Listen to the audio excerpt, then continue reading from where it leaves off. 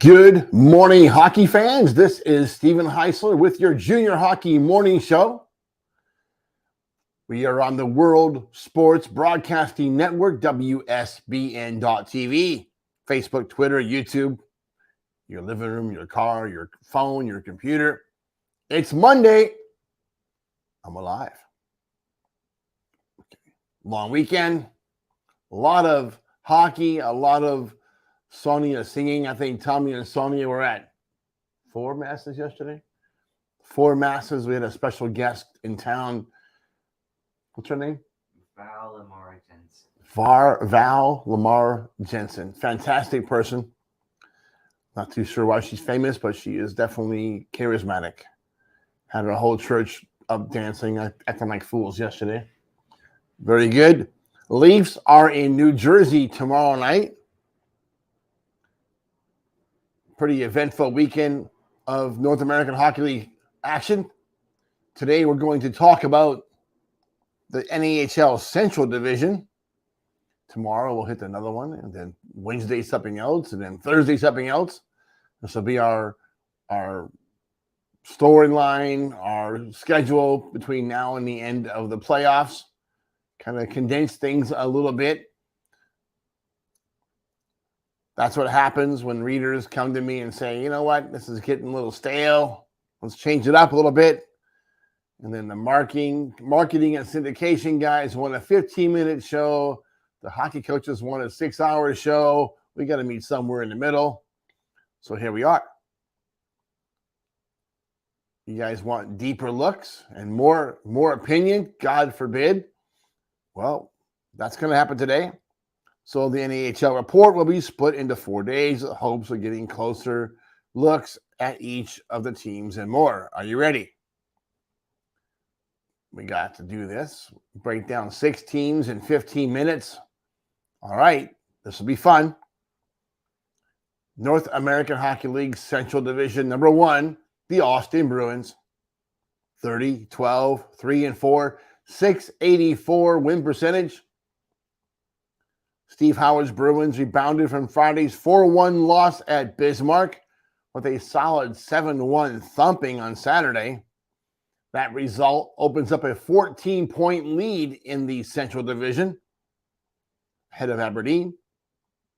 The bus rose to the Dakotas this week when the Bruins visit the Wings in Aberdeen.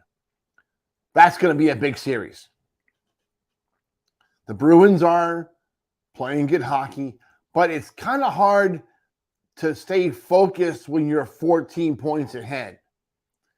Ask Maryland. They were at that point, or maybe a little bit bigger, earlier in the season. That's come down to 7 games. They lost a little bit of the edge. If there's anything I know about Steve Howard, he'll bring a samurai blade to the locker room to teach these kids not to lose their edge. Maybe that's not right. Maybe not a blade. Skate sharpener. A little high-pitched yelling. Whatever it takes. And I'm sure that's the case on Friday night, because there's no way they should have got beaten like that. And that showed on Saturday, right? You wonder what he fed those kids after Friday night's game. What was the discussion in the hotel room on Saturday morning like? I would say pretty intense. Howard's a likable enough guy. I don't think I want to piss him off, though. And you know after Friday, that's exactly what happened. He was hot. He had to be. The trick, I think, for Austin this week is to go to Aberdeen, play your game. Don't get off track. Don't get caught up in what Aberdeen's doing. Play your game, and things will work out. Speaking of the Aberdeen Wings, 24-19, 3-2, .552 win percentage. Scott Langer's Wings were beaten at home by Minot Friday before taking Saturday's contest 6-1. Kind of the same boat, right? Scott Langer is a very intense guy, not as maybe a little more quiet and reserved than Steve Howard's going to be. Langer is the professional. Not saying that Howard's not, but the way Langer handles a big loss on Friday and the way Howard does it are probably two entirely different set of circumstances. I would imagine Langer didn't say too much in the locker room after Friday game and gave his team the cold shoulder. Maybe he took an Uber back to the hotel. Maybe let his team know that he's not happy by simply ignoring those kids. I'm speculating, of course. Don't have Scott's ear today. Maybe I do later on. But styles are different. The results are the same. Aberdeen was able to bounce back from that loss and do a very good job on Saturday. But that's what winners do. They persevere. They don't let one night affect the other too much. It happens. But these two guys know how to coach. Langer is probably, at this point, the winningest coach in the North American Hockey League active right now. Maybe there's a couple of guys close, but Langer's got to be on top of that list or pretty close to it. And that says a lot. Good coaches get the job done. Good coaches have a big picture look at the season, not, overanalyzing game to game or shift to shift.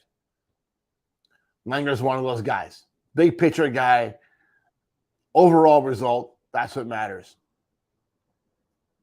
Aberdeen struggled earlier this year under Steve Jennings. You got to like what Langer's been able to do to turn that around. Now the expectation is that they win, is that they are successful. And I believe this team is meeting that expectations more times than not. Is it done yet? No. There's still a lot of work to be done. And this team very well could end up in last place.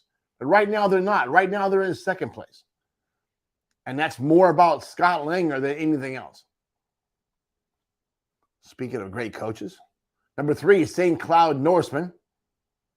23-19, 3-4, 5-41 win percentage.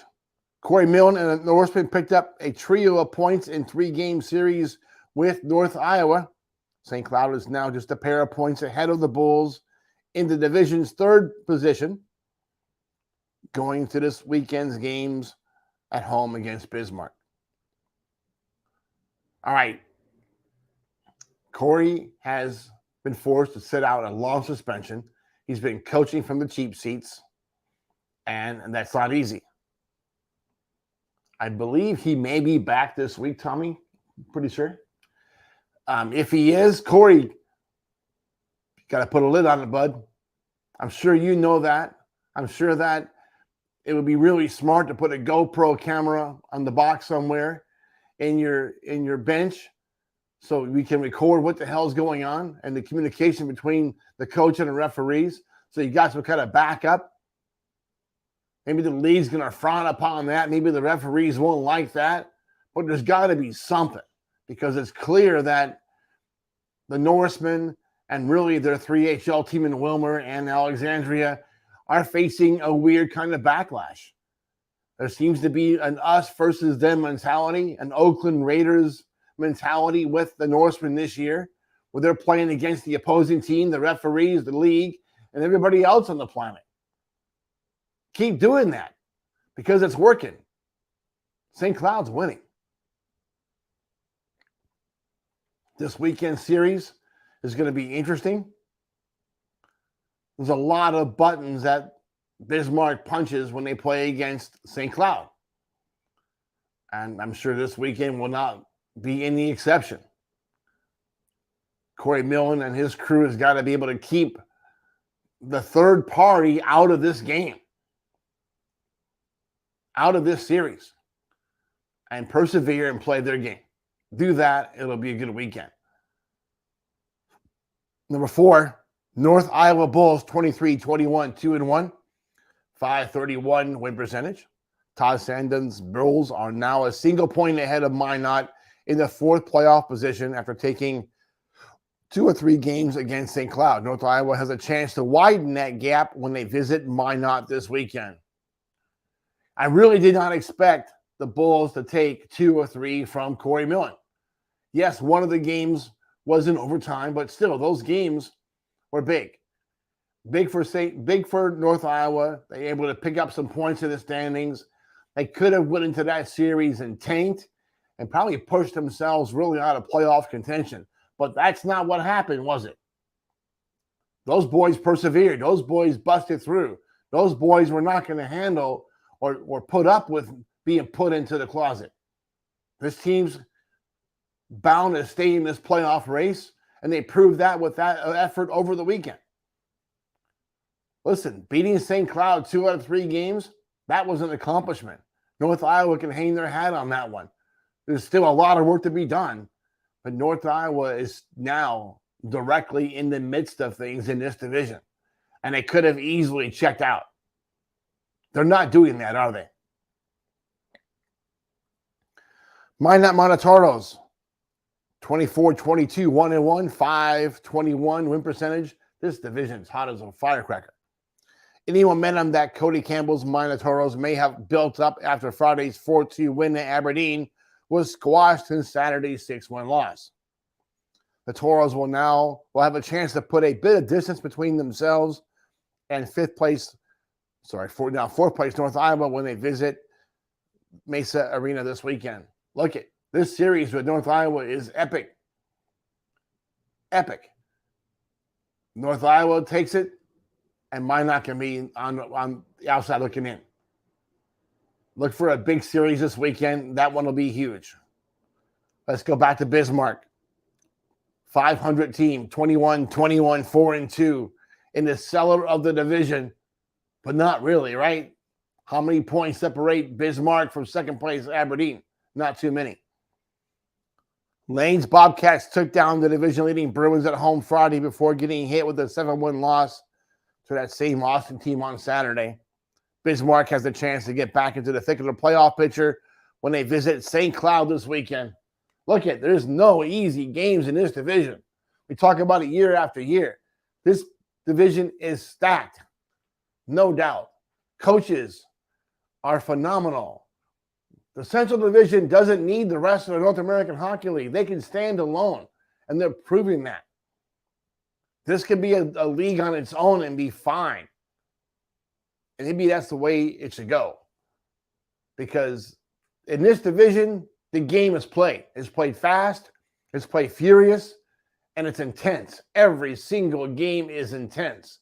Every matchup, anything can happen. Ask Austin. Ask Aberdeen.